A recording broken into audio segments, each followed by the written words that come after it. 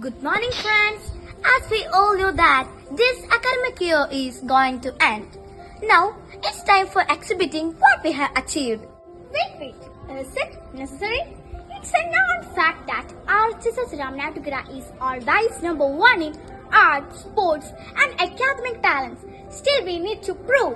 അറിഞ്ഞ കൂട്ടുകാരെ, എന്നാണ് നമ്മുടെ പ്രോഗ്രാം?